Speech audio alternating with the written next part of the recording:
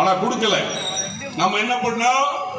போராடி நீதிமன்றம் சென்று வாங்கி இன்னைக்கு தலைவர் நினைவிடம் அமர்க்களமாக ஆடம்பரமாக இருக்கிறது என்றால் அதற்கு காரணம் நம் மாண்புமிகு மாவட்ட கழக செயலாளர் அண்ணன் பி கே சேகர்பாபு அவர்கள் தளபதியினுடைய வழிகாட்டுதலோடு 1.5 வருஷம் அங்கே இருந்தேன். அந்த நினைவிடத்தில் இருந்தேன். நினைவிடத்தை அந்த ஸ்டார்டிங்ல இருந்து கட்டி முடிக்கிற வரை நாங்க இருந்தோம். ஜெயலலிதா ஏடிஎம்கே பீரியட்ல, அப்புறம் நம்ம பீரியட்ல அது தானா அவங்க நம்ம ஆளுகளை போட்டு அதை மெயின்டைன் பண்ண. நான் சொல்ல வருகின்ற செய்தி, இப்படி எண்ணற்ற பணிகளை செய்து கொண்டிருக்கிறார் நம் அன்பு தளபதி. கலைஞர் என்ன செய்தார்? 1989 ஒரு திட்டம் கொண்டு வர. என்ன திட்டம் தெரியுமா? பெண்களை 8வது வரை படிக்க வை. 8வது வரை நம்ம பெண் பிள்ளைகளை நம்ம என்ன பண்ணுவோம்? வயசுக்கு வந்துட்டா நிப்பாட்டிடும், எனக்காக கட்டி கொடுத்துடலாம், நம்ம கடமை முடிஞ்சிடும் அப்படின்னு நினைச்சோம். கலைஞர் பார்த்தார், பொம்பளை பிள்ளைய படிக்க வைக்கணும். ஏன் தெரியுமா? பெரியார் தான் சொன்னாரு, பெண்கள் தான் இந்த நாட்டின் கண்கள். பெண்களை படிக்க வைத்தால் தான் இந்த நாடு முன்னேறும். பெண்களிடம் இருக்கக்கூடிய அந்த கையில் இருக்கக்கூடிய கரண்டியை பிடுங்கி விட்டு அவர்களுக்கு புத்தகத்தை கொடு என்று சொன்னவர் தந்தை பெரியார். தந்தை பெரியார் வழியில் வந்தவர் அல்லவா நம் தலைவர். உடனே என்ன பண்ணார் தெரியுமா? 89 ஆட்சிக்கு வர 13 வருஷம் கழிச்சு ஆட்சிக்கு வந்தவன்னு சொன்னாரு, உங்க பிள்ளைகளை 8வது வரை படிக்க வைங்க, 5000 தரேன்டாரு. எவ்வளவு தரேன்டாரு? 5000 தரேன்.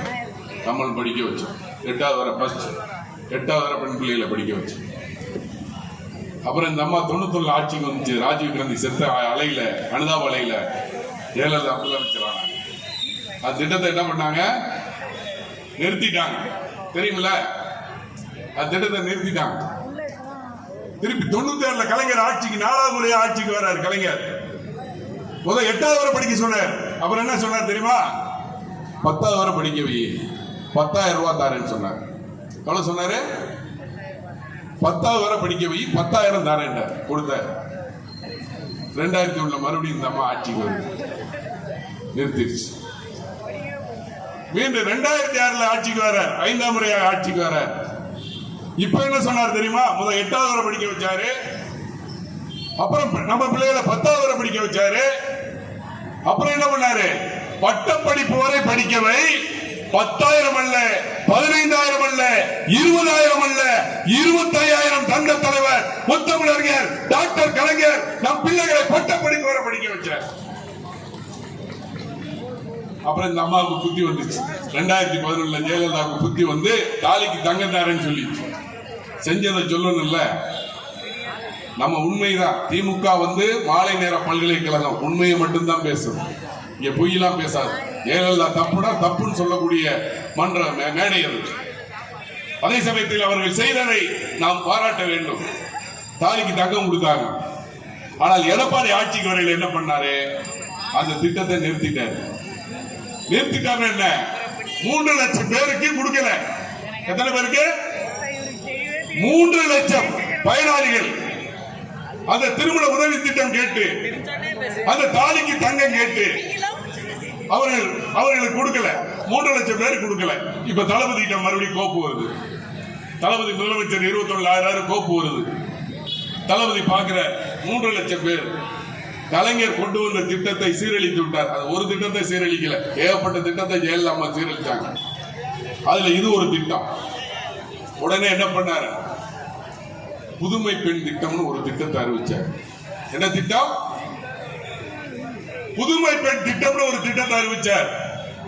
புதுமை பெண் திட்டம் என்றால் உங்களுடைய பெண் பிள்ளைகளை 6வது முதல் 12ஆம் வகுப்பு வரை அரசு பள்ளியில் நீங்கள் படிக்க வைத்தால் அவர்கள் கல்லூரியில் சேரும் பொழுது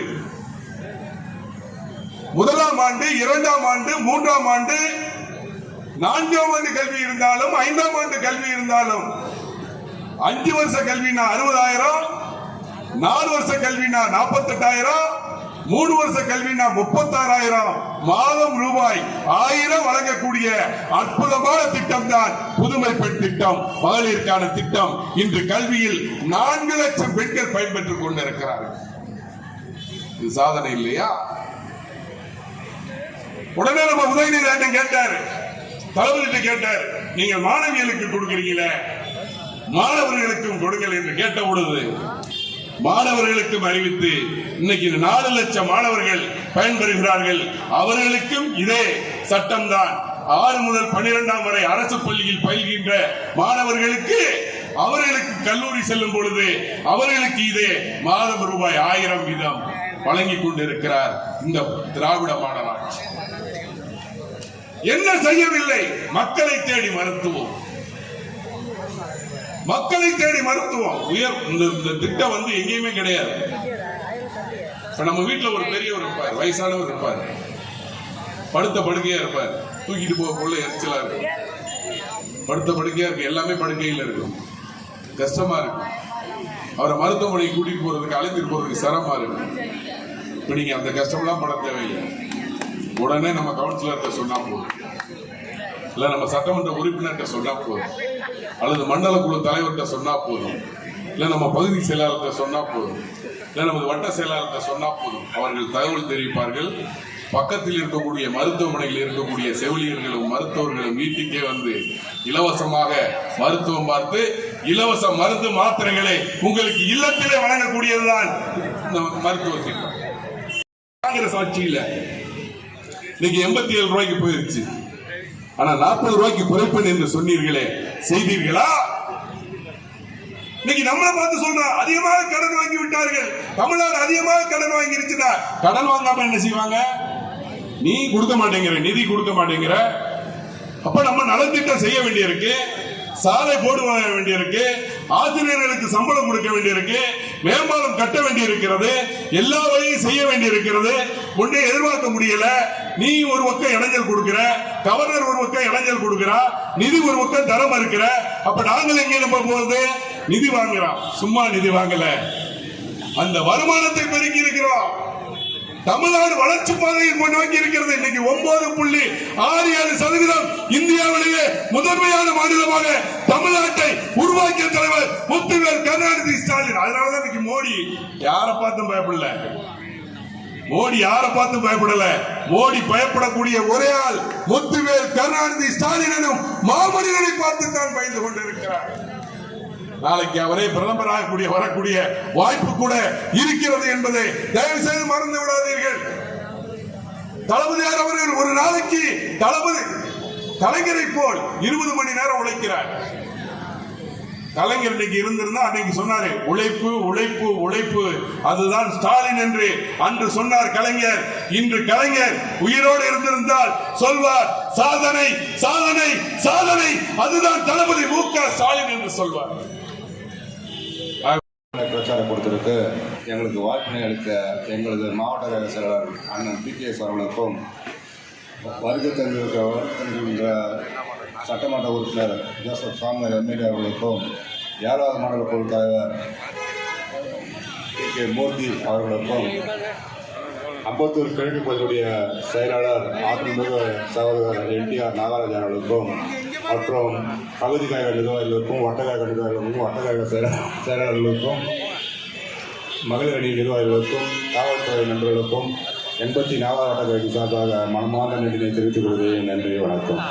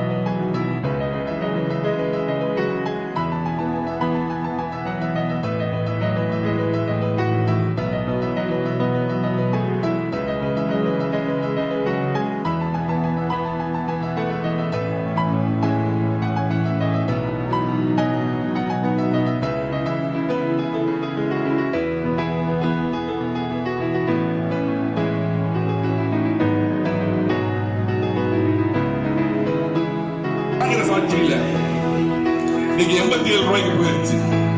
ஆனா 40 ரூபாய்க்கு குறைப்பேன் என்று சொன்னீர்களே, செய்தீர்களா? இன்னைக்கு நம்மளை பார்த்து சொல்றோம், அதிகமாக கடன் வாங்கி விட்டார்கள், தமிழ்நாடு அதிகமாக கடன் வாங்கி இருச்சுன்னா கடன் வாங்காம என்ன செய்வாங்க?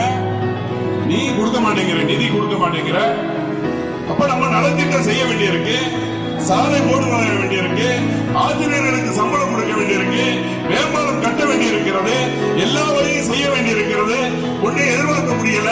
நீ ஒரு பக்கம் இளைஞர் கொடுக்கிற, கவர்னர் ஒரு பக்கம் இளைஞர் கொடுக்கிறா, நிதி ஒரு பக்கம் தரம் இருக்கிற, அப்ப நாங்கள் எங்கே நம்ம போறது? நிதி வாங்குறோம். சும்மா நிதி வாங்கல, அந்த வருமானத்தை பெருக்கி இருக்கிறோம். தமிழ்நாடு வளர்ச்சி பாதையை நோக்கி இருக்கிறது. இன்னைக்கு 9.67% இந்தியாவிலேயே முதன்மையான மாநிலமாக தமிழ்நாட்டை உருவாக்கிய தலைவர் முத்துவேல் கருணாநிதி ஸ்டாலின். அதனாலதான் இன்னைக்கு மோடி யாரை பார்த்து பயப்படல. மோடி யாரை பார்த்து பயப்படல.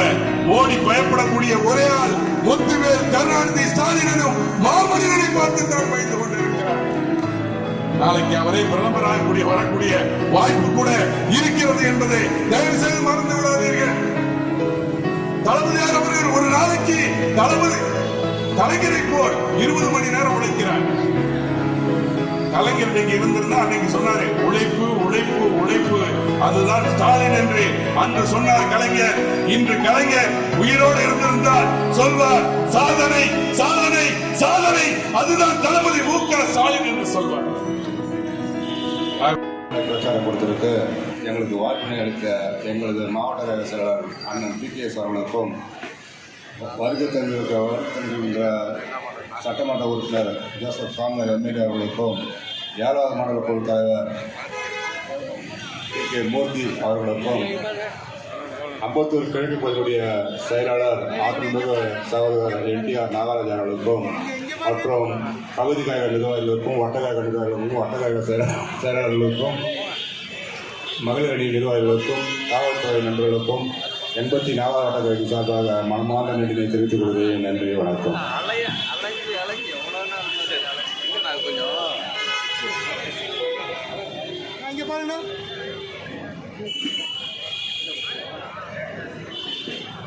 இங்க